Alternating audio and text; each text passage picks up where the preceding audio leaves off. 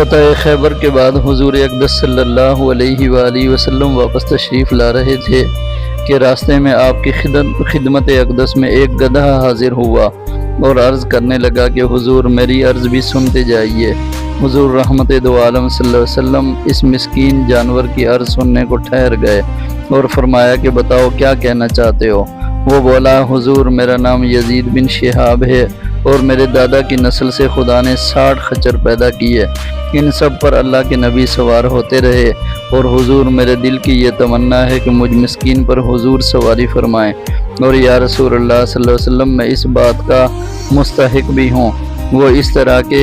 میرے دادا کی اولاد میں سے سوائے میرے کوئی باقی نہیں رہا اور اللہ کے رسولوں میں سے بھی سوائے آپ کے کوئی باقی نہ رہا۔ حضور اقدس صلی اللہ علیہ وسلم نے اس کی یہ خواہش پوری فرمائی اور پھر اس کا نام بدل کر یافور رکھ دیا۔